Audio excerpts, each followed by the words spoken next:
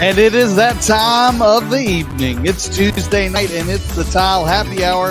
And I am so thankful that you stumbled on to our good time, happy, fun show here at the Tile Happy Hour. If you don't know me, my name is Craig, and this is my good friend, John Tedesco, who we just love talking about tile, and that's why we're here. And if you found us, then you'll learn to love us. John, happy Tuesday.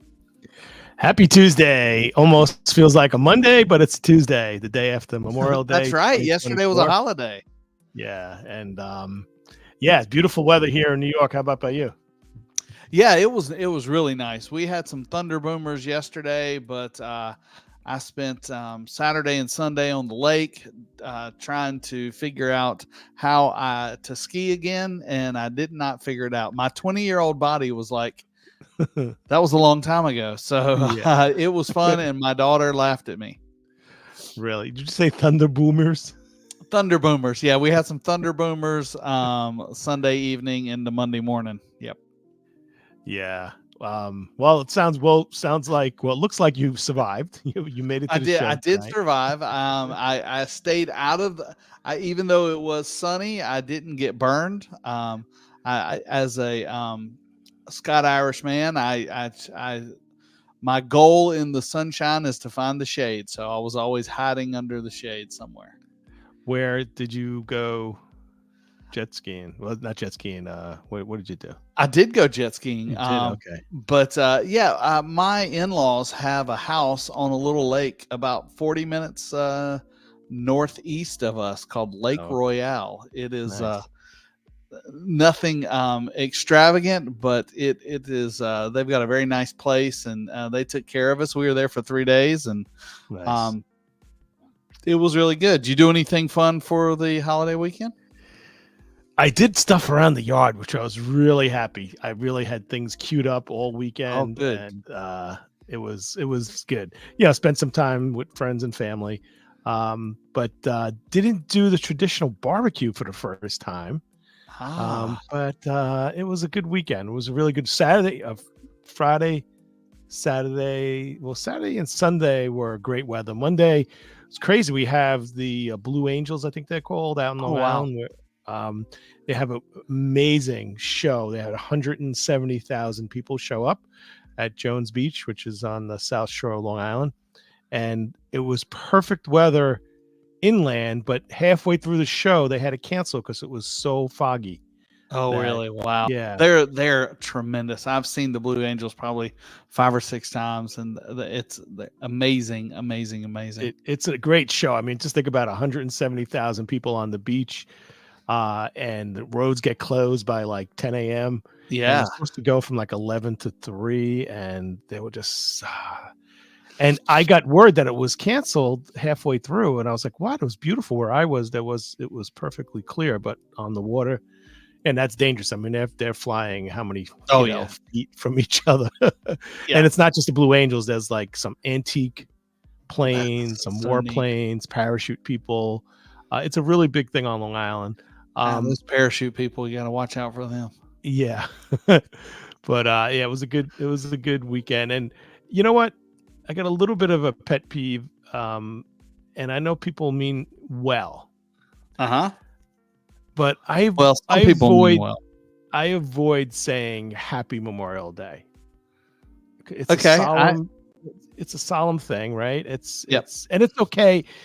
It's okay if everybody that said Happy Memorial Day completely embraces that it is a solemn weekend and we are honoring. I just feel a good percentage of the people that say Happy Memorial Day don't even recognize what the holiday's for. What do you think? I think there's a mixed bag out there. Down south here where I'm from, it's a big deal. You know, all of the flags were at half staff. Even at the lake, they had a little golf cart parade and to honor those that had fallen. And I know when we've been at the coast, did the same thing. So yes, it is. it is a strange way to kind of, I mean, it is the unofficial kickoff of summer, and people want to barbecue, and and I think some do lose the sight of that, but there was a lot of different things going on where I was that would remind you of that. So. Yeah, all over, parades everywhere. I'm worried about the next generation of kids, like to make sure that they really know what this is about. That's right. Because there's parades and there's all these sorts of things. And it's the typical look. There was always conversations about Memorial Day sales. Those people thought it was weird, but yeah. And it's weird that it's kind of bookended with Labor Day, which is a reason to celebrate. Yeah, this is true. This is true. So, yeah, we would like to honor all the service people that died for us in our country. And it's not Veterans Day. So people mean well, and they say, give thanks to the veterans out there. There's nothing wrong with that. But there is a day just for veterans that are, that survive. So this is just for the people that passed away. And I just hope that, it doesn't get lost. Kind of like, Christmas and Easter or whatever. It's not the Easter Bunny and Santa Claus. Losing their meaning. I agree. Exactly. Good point. What did you do? Anything tile wise this weekend? Oh, tile related. I threw out some tile samples. I organized my office, and today I put some tiles out at the curb that I no longer needed in the sales efforts. That's it. I did a little bit of that a couple of weeks ago. I mean, I think it's still in the back of my truck. I haven't taken it to the dump yet. But this past month, our training was actually on Click LVT.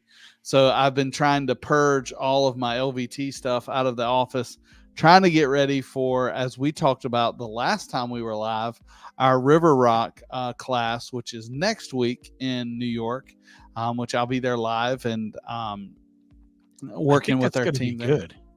I think so, man. There's a lot of response when you put the word out, right? Everyone was responding to that. Yeah, I've gotten a lot of hey, I'm so glad you're doing this. I get questions about this all the time.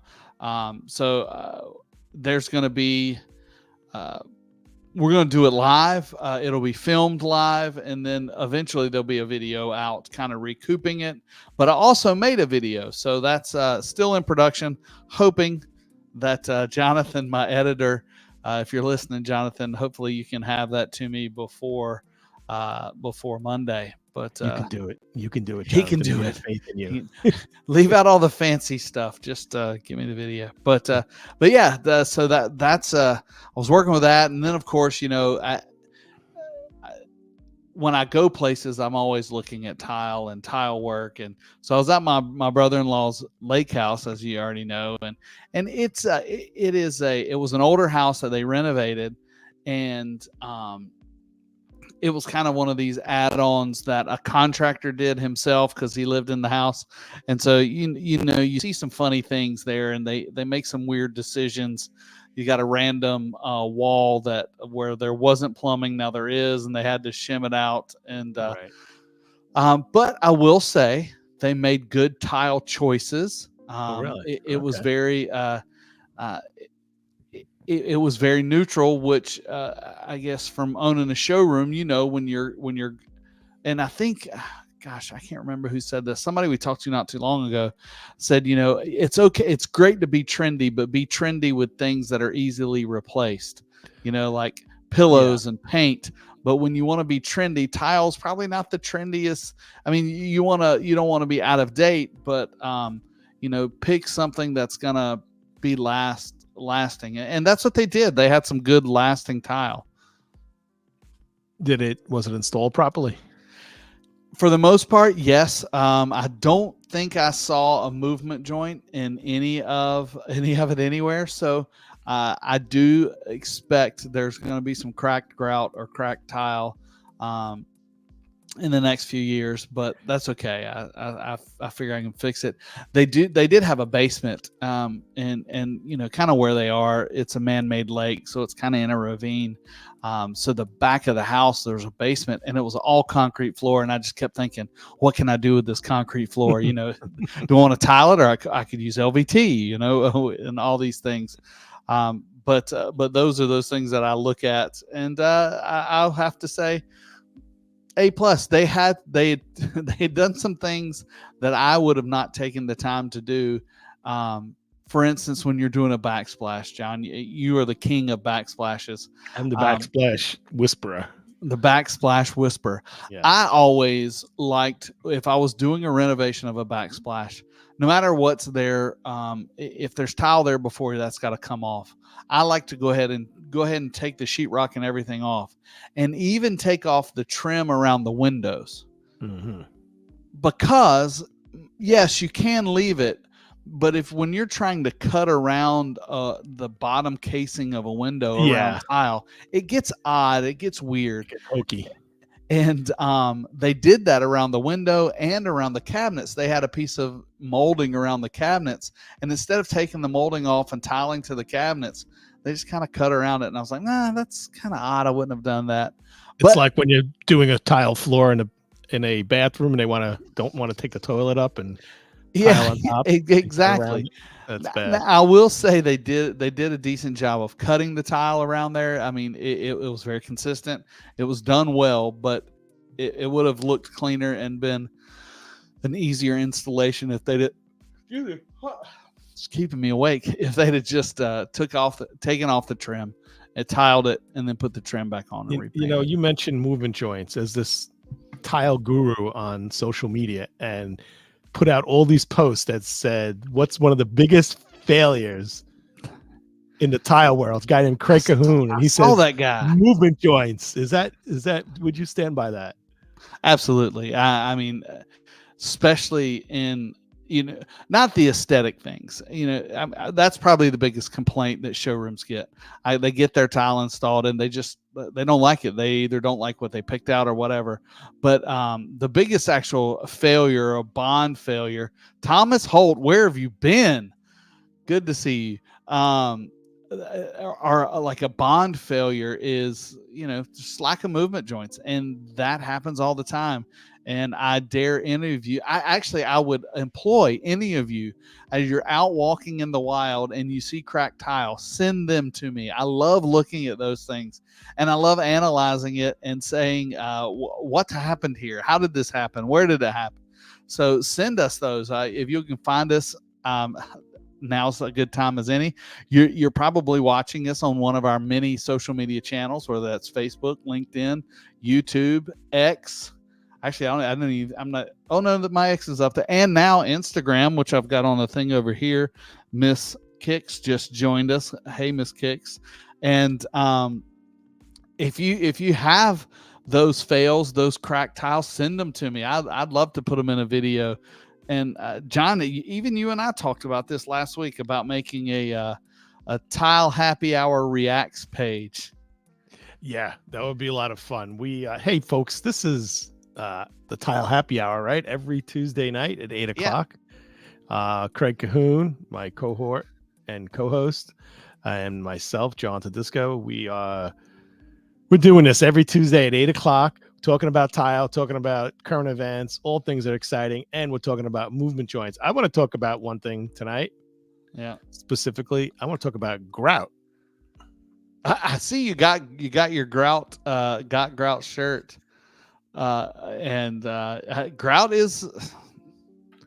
Grout's a big deal. Grout's important. You know, I always say to people that the dollar amount has changed, because I've been in the industry a long time, but I used to say a $10 bag of grout could really ruin your day. Meaning if you pick the wrong one, if you don't install it properly, if you let the new helper grout because, you know, the owner or the lead craftsman just doesn't want to do it, and he leaves it to that guy.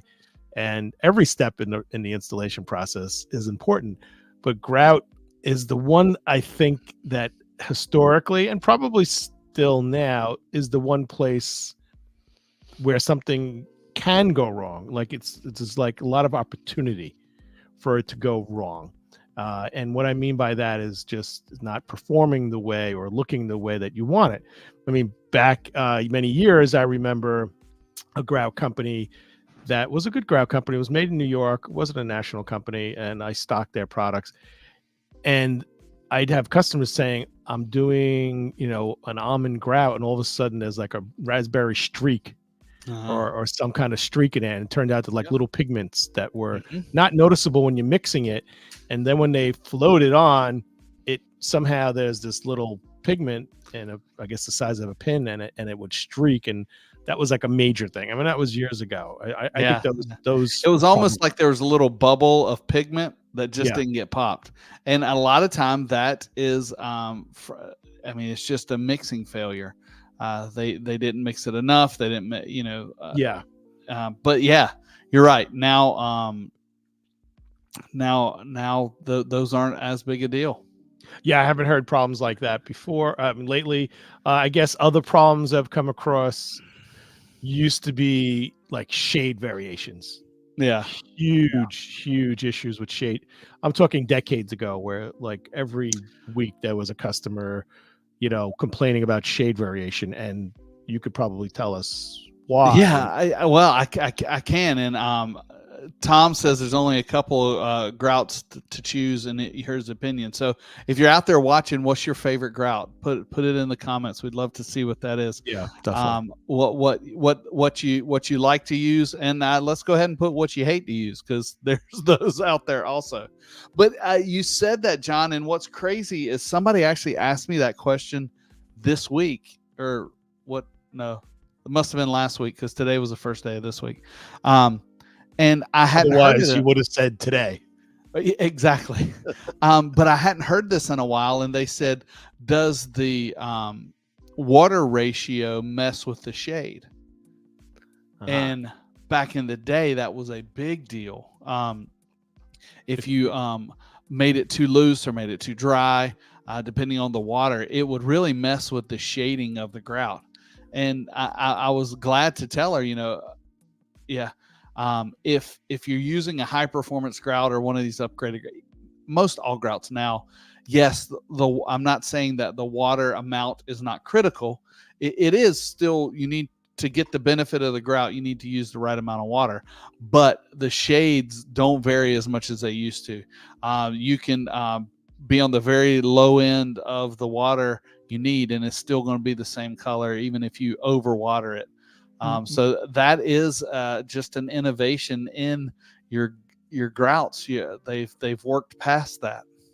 My understanding is of that issue that existed more in the past than now is the amount of water that's in the mixture changes how long it takes this grout to cure, to dry. And if it dries quickly or dries more slowly, it then impacts the shading. Like that's the direct cause of it. If you ever see somebody that puts a sidewalk down, and there's a technique, I think, where they hose it down afterwards with water for a certain amount of days. Kind of wet cure it. Yeah. And if you do that and to one part of a sidewalk and another one you don't do that, I think the actual tone of the concrete looks a little differently, like you can tell. Yeah. So that was my understanding of the grout issue, is that the amount of moisture and water impacts how long it takes to dry and therefore cure, and then ultimately impacts the hue of the tone of the grout. And now you're saying that the newer formulas, why how come it doesn't impact it? What's changed? Science. Now I'm not, I think the pigments are different. I think is what it is the pigments are a couple of things that I know of, and whoever is listening from Ardex, Mapei, Laticrete, Tech, feel free to correct me. This is I'm a contractor, not a chemist, but one of the things that the factors are, the base powders are whiter, so they are able to be bleached easier or more easily. Oh, interesting. So that helps the color consistency. Also, I think that they've changed how they use the pigments, and um, I think, if you go and mix paint, you watch the guy at Home Depot put 4 or 5 different colors into the bucket, and then it gets mixed. And I'm totally making this up, but I think this is right.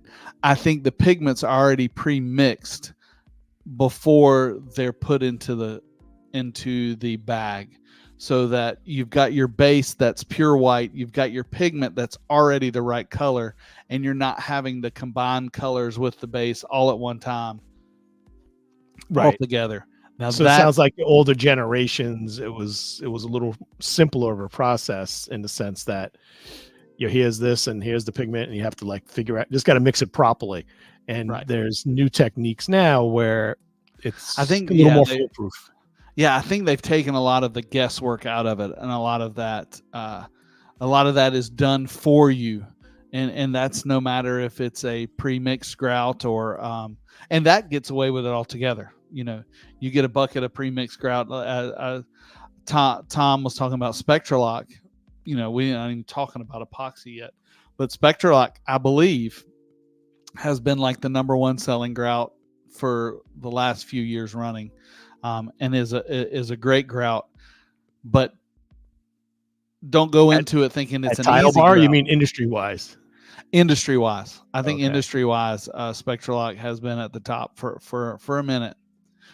He also mentioned the Microsoft. I've been setting up my new computer today, so I've got Microsoft on the brain.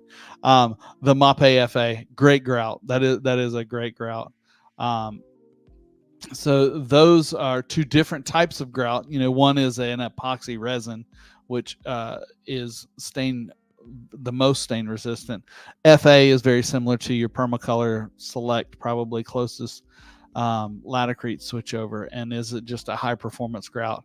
I will say the black Mapei FA, I have never seen anything stain like that. The pigments are so small, it's rough. But so what you're saying is, if you have black. a white crackled subway tile, you should use it. I actually did some tests on it, and I have some white crackled subway tile in here, and you cannot get the black out of that. It is but unless you want that look, right? Some people want that look. To me, it looks like it's dirty, right. But I actually had that question today, and John, you tell me what. Here's the question. You give me your answer. Right. This gentleman's selling his house, and this is actually, it was a YouTube. This was not a Tile Bar client. This was somebody that found us on YouTube and sent me the question, and I answered it. We do tell people, if you have a question, let us know. And I did, and I that's been happening more lately, and I appreciate it. Both John and I do appreciate it, and we want to answer your questions. But here's the scenario, John. Since he sent it to me, I'll see if you answer it the same way. He's got a flagstone exterior patio. Okay. He's selling the house, so he wants to doll it up a little bit.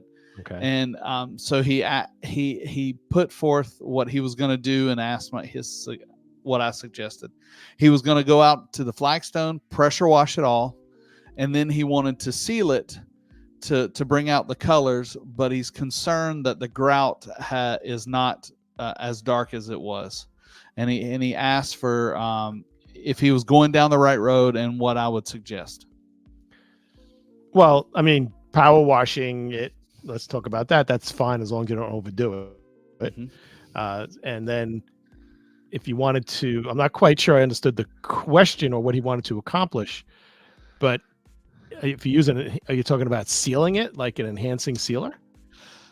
I think that's what he wants. He wants it to bring the colors out. Well, there's not much. Well, yeah, if you want to bring the colors out, a sealer, an enhancing sealer, probably if it's exterior, you want an oil base enhancing seal. It doesn't have to be, but that's helpful. I don't think enhancing sealers do much to grouts. They can bring it a shade darker, but they really don't. There's really not much you can do. And there's something to be said about, when you're selling a house, just there's only so many things you can do and want to do. Right. But if he wants to enhance the grout, a flag. I'm assuming it's different shape materials, so it's probably a challenge to take a grout colorant and then paint every grout line and enhance it. That was my suggestion. Yeah, I think so. It really depends on what he's talking about. I'm visualizing: is it a driveway? Is it just in front of his? Was it vertical or horizontal? The way he said it just sounded like an exterior patio. So probably a couple hundred square feet, maybe. Yeah, I mean, look, if your curb appeal is important, they tell you if you're selling your house, there are things you do. You could paint, you could maybe change carpet, but don't do a bathroom over, don't do a kitchen over. You'll never get your money back on that. That money. Especially the people you come in, well, let me just do a white kitchen because it's neutral. And somebody may come in and hate white. So yeah, don't do a kitchen over, don't do a bath. So use a grout colorant. I'm just concerned about how much labor that's going to be. Yeah. So is it an irregular flagstone? All that stuff. So good question. Hey, would you maybe? No, I was going to say seal it first, but no, you don't want to do that because then the colorant won't stick as well, won't bond as well. Yeah, I would pressure wash it. This would be my my procedure, and I think he was on the right track. I forget his name. I would pressure wash it and make sure you got everything off of it. Then I would if I was going to do the grout joints, and depending on how many there are would depend on how long I want to do it. If I can do something in a couple hours, then I'm usually okay. If it's going to take me longer than a couple hours, I'm going to hire somebody to do it. And then if it's going to cost me a lot of money, I'm just not going to do it. So that's right. but I'm a big fan of the Color Fast grout colorant. Who makes that? Color Fast. I don't know. Oh, that's the brand, Color Fast. That's the brand. Or that's the brand name that I've always used. And the great thing about them is they make their colorant, which is an epoxy based colorant, in every grout color, Tech, Mapei, and you just find the grout color that you used or that you want to change it to, and paint that stuff on, and it bonds to that grout joint, and it works really well. Yeah, the proper formulas of grout colorant are not topical necessarily; they chemically bond with the grout. So I guess there is a certain amount on the surface, but one of the reasons it's successful is because it does chemically bond with the grout. Make sure if someone's doing this, if that person that reached out is watching tonight, make sure it's dry, power wash, but make sure nice hot day before you have to kind of just be ready on cue to do it. And be careful about getting it on the flagstone because I'm not quite sure how much that will soak in. So my first experience with grout colorants, I guess, was Mapei, and Mapei did the same thing. They can do any Mapei color, and I almost feel later on they offered.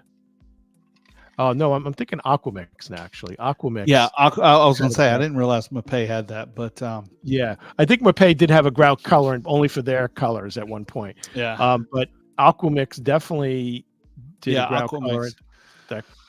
And what's really cool about grout colorant, it's not a grout stain. I mean, in a way it could be a stain, but you can make you could technically make a black grout white. Right. Well, I know back in the day, the Aquamix was a true stain. So you couldn't use it on an epoxy grout joint because it wouldn't bond to it. It would only bond to a sanded or a cement-based grout. And I remember some of those early versions would actually peel off. Now I think Aquamix and Color Fast now have that bonding capability, which is why they changed the name to a grout colorant rather than a grout stain, because it is bonded to the surface. And you're right, you could go from black to white or white to black. We have unfortunately we have clients all the time that'll call in and say, my contractor just got done and I hate it. I hate the grout color. I want it to be something different. And that's the most cost efficient and less destructive way of making that happen. You're talking about grout colors. It just, as you're talking, I was just thinking about how I hate going to a project and you see a grout joint that's just way bigger than it needs to be, and it's usually a commercial job where they just bid the job. Nobody talked about the grout joint. If they did, they just sent their guys in, and the guy's like, let's, and it's just easier to tile, right? It's more forgiving when you have a lot of grout to work with. And next thing you know, you have a grout, like you put like your thumb in the grout spot, and the grout looks and grout is not really designed to be an added aesthetic. Yeah, if you have a white subway and you want gray grout or black grout, that's a look. But 95% of the time, you want the grout to be blending with, or sometimes it's just white to be neutral. And there's no reason to add like an extra 1/4 inch of grout, except well, it's not that you're adding the grout, it's just the grout space demands how much grout you take.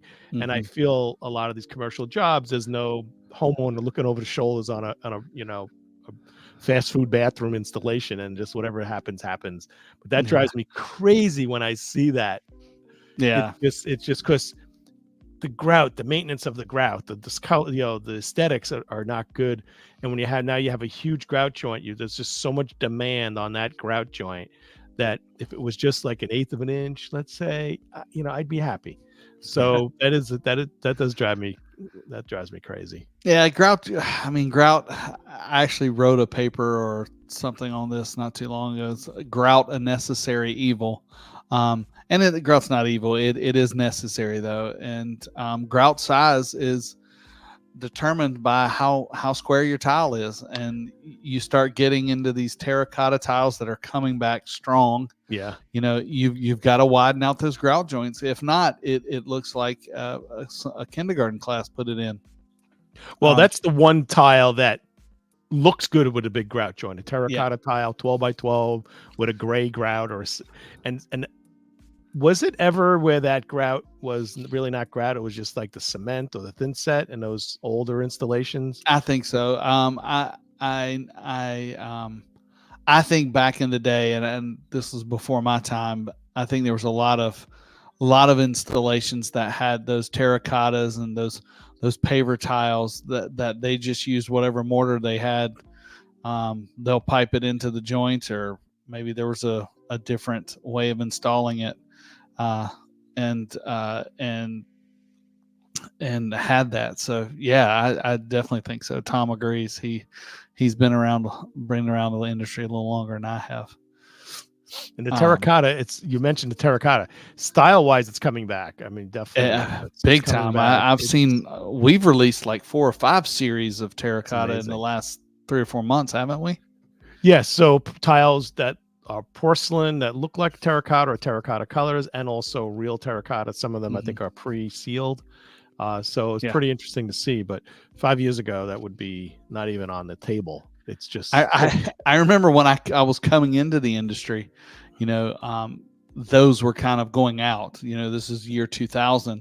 It was like all that terracotta look. I remember seeing a lot of the old brochures, maybe from Metropolitan or Florida Tile, Elon Tile in the Northeast.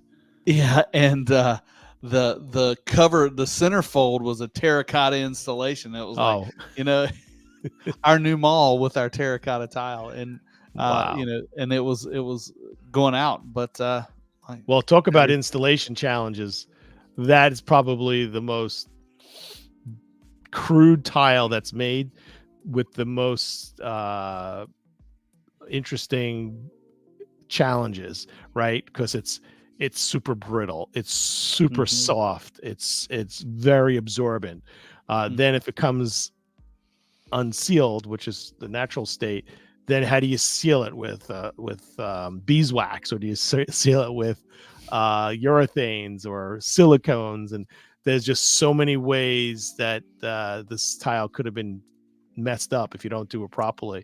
The one thing is the look is kind of not sharp. It's not like a white shiny tile that any little imperfection. So it's very forgiving, but it's pretty cool to see. I wonder if it's gone out of style at all in these other parts of the world, or is it just the United States that like comes and goes? Like, are the people in Mexico just cranking out the same amount of Sotillo tile, and people in Spain making tile that looks, and it's just the Americans are like, that's not the flavor of the decade. Yeah, And then I feel like that's. I think you're right. I think probably in Spain, I bet it never dipped.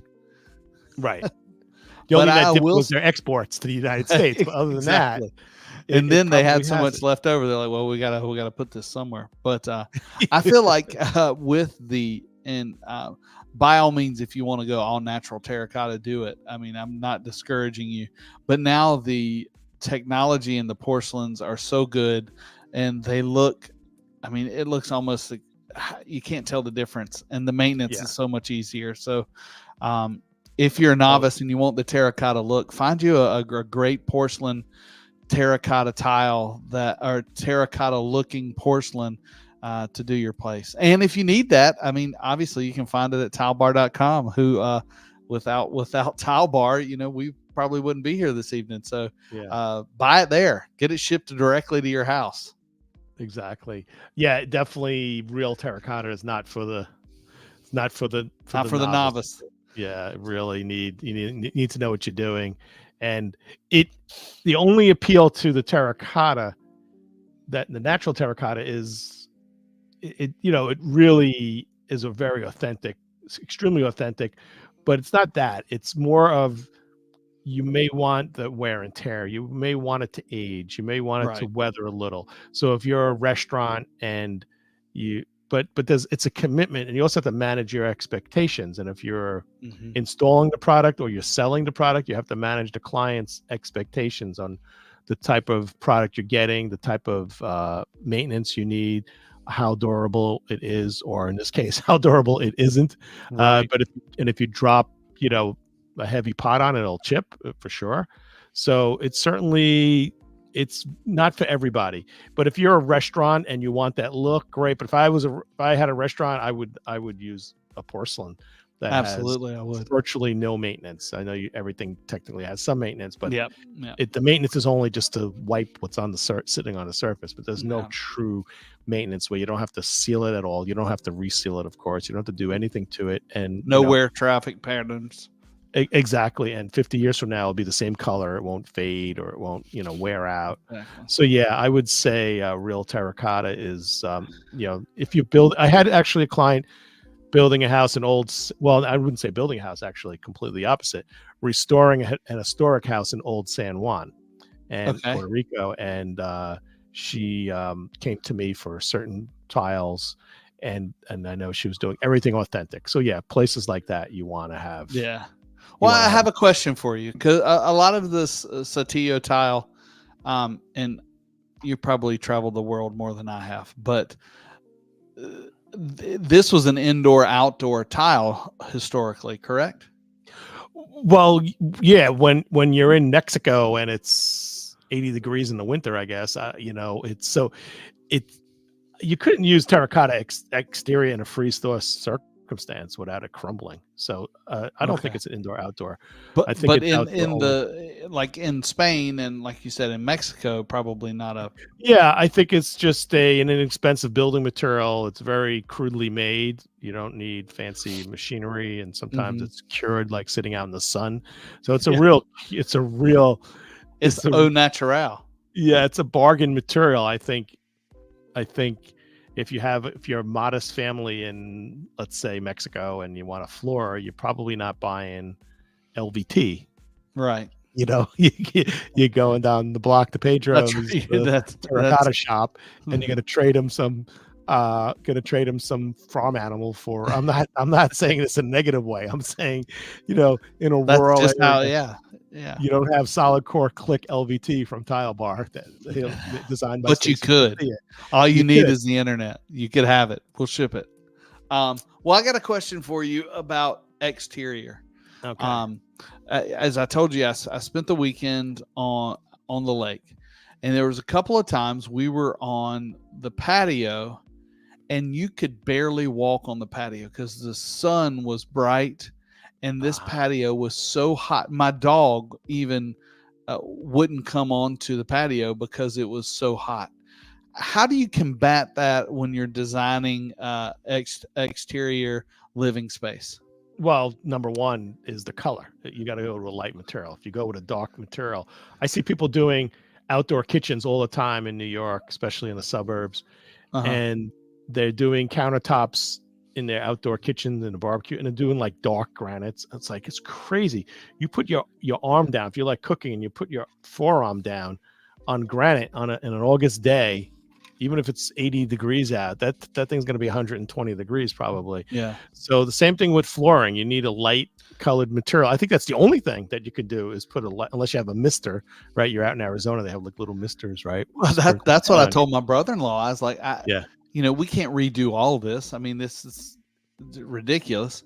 I was like, maybe, I don't know how much those misters cost, but we've already got a pump hooked up to the lake. It can't be a lot. It's pretty much a hose with holes in it, right? And water. That's what I thought. So I figured we get a couple of fans, a couple of those things, and we missed it. I think those bring down the temperature around 15 degrees if you have a mister. So if you have an outdoor space in like Arizona or somewhere that's super hot, the floor, you can't, they tell people all the time, if you have blacktop out in the street and it's 80 something degrees out, the blacktop could be 110.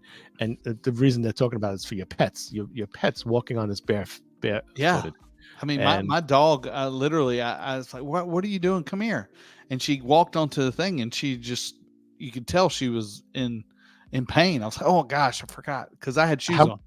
How about a reverse hydronic system? In other words, hydronic floor, but it's not to heat the floor, but to cool it. Does that exist? I don't know. Maybe we could patent that here tonight. Yeah. At that point, just put a light freaking tile. But if you have to have a really dark tile, run some cooling tubes in it, you can cool it off, and you can chill out. Yeah. Well, I know a lot of people, I get the question a lot, and you know the right acronym, because I'm gonna mess it up. They ask for the tiles LRV or LCV. So there's the LRV value. So Department of Health in New York City, if you have a pool that's a public pool, there are certain guidelines that have to be followed as opposed to a private pool. So in a public pool, it basically it's the light reflective value, I believe, and you can't put. They want tiles to be of certain brightness so you could see where you're walking. So there's a lot of strict rules about the color of product inside a pool body. Okay. And that's where so you'll have a public pool or a pool that's like in a hotel. As a matter of fact, I was working on the Virgin Hotel in New York City, and I was working on it for years and actually lost the pool part of the sale because my colors they wanted didn't meet what they needed for the LRVs, and somebody else came along and had something like had it on their shelf. Yeah, the only thing that I knew about, or I remember from doing the few pools that I did, was I knew you had to have a contrasting tile at the edge of a step, right, and the edge of the pool. But I didn't know what. And I've had the question a couple of times from clients about the LRV, and I was wondering why. I thought it may have had something to do with the heat, the light reflection. No, not at all. No. Well, the contrast is super important. Yeah, black lettering, no diving on a white background is perfect. But you know who's an expert on this topic? I do. You do. Rick Crane. That's it. Rick Crane of Tile Bar. number one, our first fan, Rick Crane. That's it. I don't think he was a long-lasting fan because he's not here tonight. You know what? He's such a big deal now that he doesn't have to watch our show. I guess so. But no, Rick does know the pool. And pools are tricky. That's why we lost. I mean, as a contractor, I didn't get a ton of pools because there are people that tile pools and that's all they do. And I call on architects and designers that design exterior spaces or interior spaces that require pools, and sometimes they even hire on their team a pool consultant. And there's a whole industry, and those guys literally like go down and dirty on every detail, every angle. handrails, like, the tile, the coping has to have a little curve. So if you're drowning and you want to grab the end of a pool, it's actually a thing. And it's all, they're all there for good reason. But just think about it. What if that was a complete right angle and you're literally, drowning and you go, or a kid reaches for the edge and you just slide right off. So those things are there for good reasons. The LRV, the contrasting, the size of the letters, even the typeface of the letters are very, very specifically spelled out by, the authorities that, make these codes. And it's important. It really is for safety. Yeah. Now, what about grout in a pool? Is there anything special?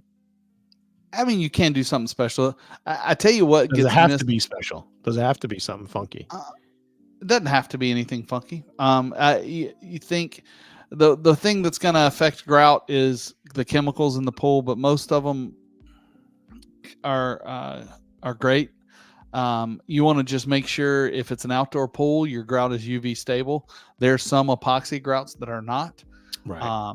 So that's one of the things. I really like the high performance grout for exterior pools, but I tell you that just as we started the evening, the biggest thing that people forget in pools is you still have to have those movement joints. You still have to have those inside corners. You still have to have a movement joint every 8 to 12 feet, vertical and horizontal. So those things are very important. And you got to think about a pool. We had a client reach out the other day that said our tile was defective.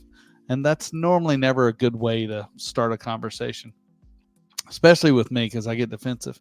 But you could see something had happened to the tile at the water line, and it was cracking at the water line. Now, wait, from the pool body to the tile, or from the tile top to the coping? In the center of the tile. So wherever the water was.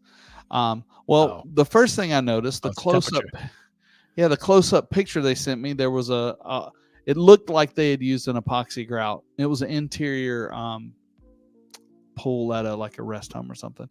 There was no grout. There was no soft joint between the glass tile and the coping. That's a no-no. It's got to have a glass tile between there. A movement joint. I mean, a movement joint between there. Right. And then when I pushed back, I said, listen, there's no movement joint. And he said, well, it's an interior renovation pool and it's only the water line. It doesn't have to have a movement joint. And so I immediately wanted to get defensive and just say bullshit, but I didn't. I kind of held back and said, listen, I need to let me make sure what I'm saying is right. So I went and looked up the thing.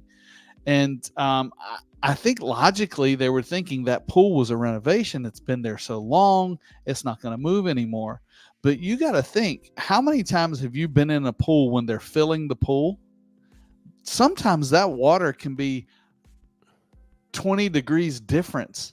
And you're thinking that water, that the tile is at a certain temperature, and then you've got a whole surface on the top of it that's 20 degrees difference. That's a thermal shock, and that will break your tile. Yeah, out of the hose is probably 60 degrees, right, coming out of a hose. Yeah, and especially if you've got this whole pool heated or to 80, 85, 90 degrees.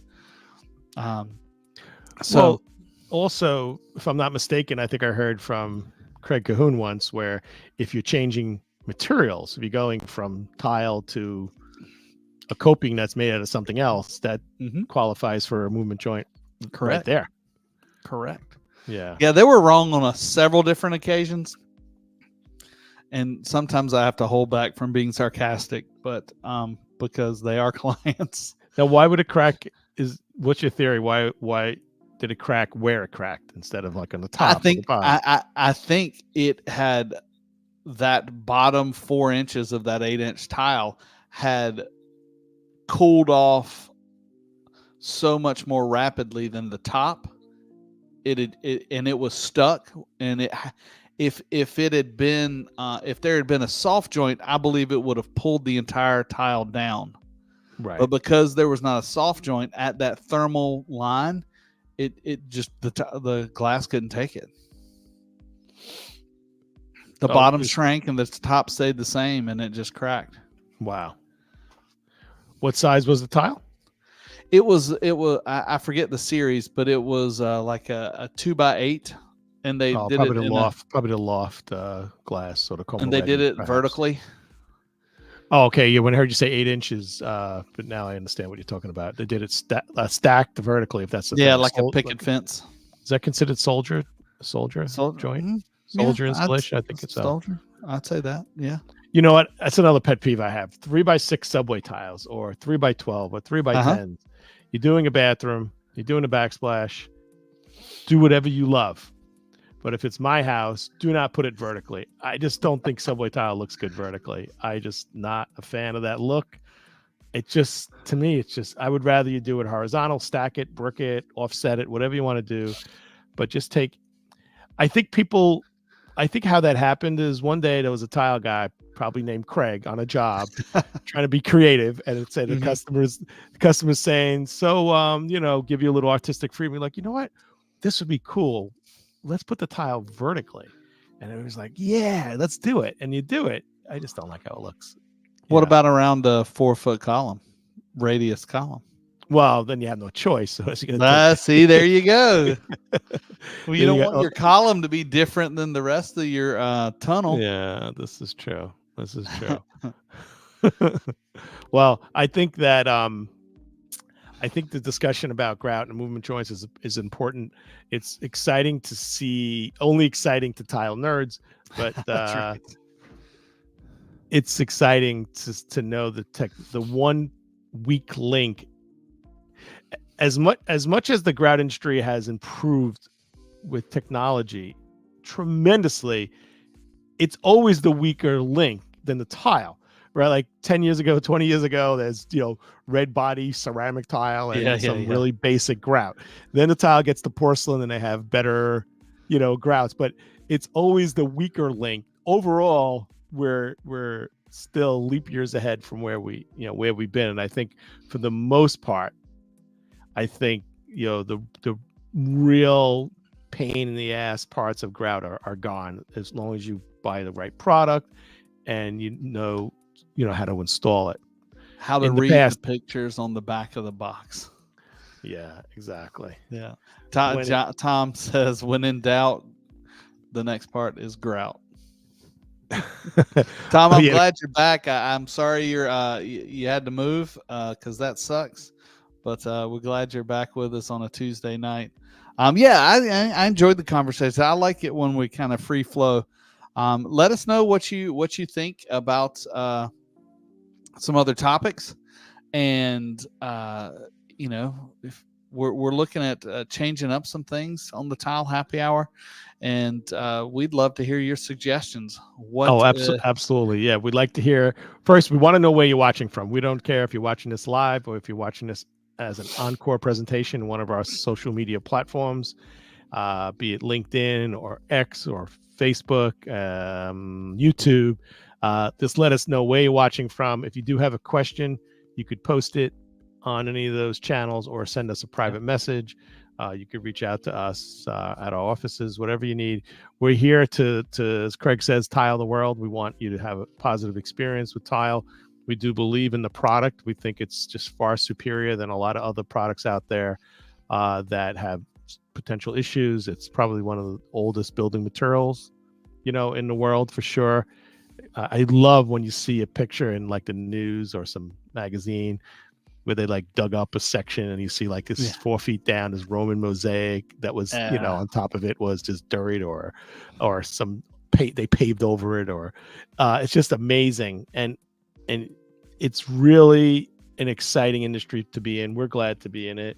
We're glad to be part of such a great company and in Tile Bar.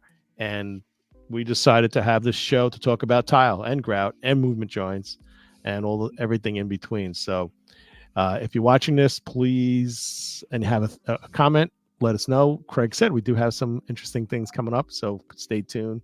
We're doing this for now every Tuesday at 8 p.m. This is the Tile Happy Hour with Craig Cahoon and John Tedisco, and I'd like to wish everybody peace, health, and happiness. And keep the questions coming. Enjoying seeing what's going on with everything in the industry. So there's a lot happening, and we try to stay on top of it, but we can't stay on top of everything. So we need you to help us out. So yeah, John says, reach out to us.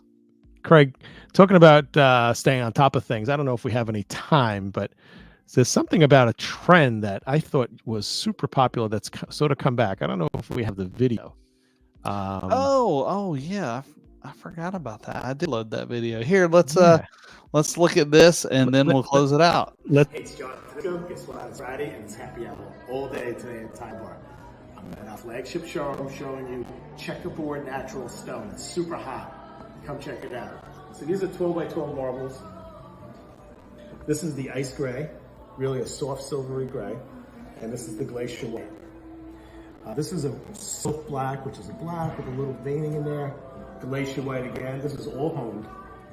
Glacier white once again. The Nordic gray. The Nordic gray has this beautiful white veining going through it. And here's a little change, warm and cool together. So this is the tundra gray with this cream limestone. And over here you'll see two other options. This is a white that's kind of crystallized like snow white. And this is a tundra gray once again. And this is Alba, which is kind of like a Calicut Carrera look, with the earth gray, which is sort of like a warm gray. Really nice stuff. You're gonna love it. This is John Tedesco. I'd like to wish you a happy hour. John Tedesco hanging out in New York City. Yeah, so I usually do my videos in our corporate office, which has multiple studios. But when I'm in the showroom, once in a while, I like to grab something. And those checkerboards, just timeless. And I was glad to see that I think they're making a big comeback. I'm sad to hear that. I'm not a big checkerboard fan. But regardless, John, we'll talk soon. And thanks, everybody, for tuning in. Let's keep learning together. And as always, tile the world.